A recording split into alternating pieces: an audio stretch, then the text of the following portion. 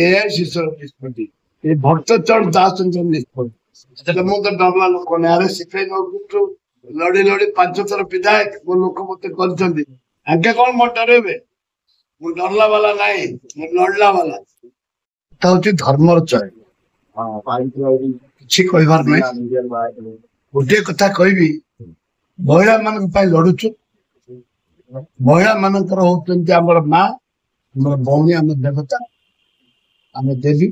ଠାକୁରାଣୀ ତାଙ୍କ ପାଇଁ ଲଢୁଛୁ ବିଜେପି ଅସହାୟ ହେଇ ପଡୁଛି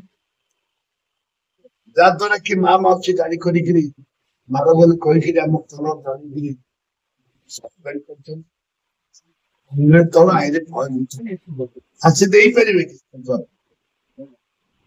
ବିଜେପି ଫାଶୀ କରିପାରିବ ନାଇଁ ଲଢିବାଟା ଲଢିବୁ ଡରିବୁନି ମହିଳା ମାନଙ୍କ ପାଇଁ ଆମେ ଲଢୁଛୁ ଝିଅ ମାନେ ଗର୍ଭବତୀ କରିଛନ୍ତି ଆମେ ତାଙ୍କ ପାଇଁ ଲଢୁଛୁ ଝିଅ ମା ବୋଳି ପାଇଁ ଆମେ ଲଢିଛୁ ସେ ଆମ ଘରେ ଟିକେ ଆସିଥିଲୁ ମୁଁ ଅତି ଆନନ୍ଦିତ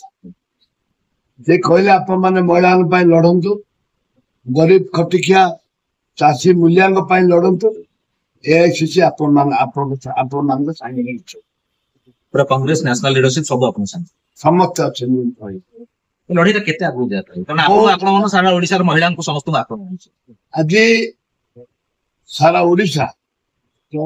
80-82 ନେତା ଅଛନ୍ତି 50 ନେତାଙ୍କୁ ନିମନ୍ତ୍ରଣ କରାଯାଇଛି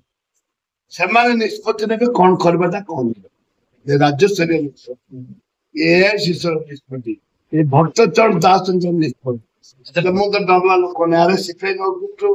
ଲଢି ଲଢି 5 ଥର ବିଧାୟକ ମୋ ଲୋକ ମତେ କରିଛନ୍ତି ଆଗେ କଣ ମୋ ଡରେଇବେ ମୁଁ ଡରଲା ବାଲା ନାହିଁ ମୁଁ ଲଢିଲା ବାଲା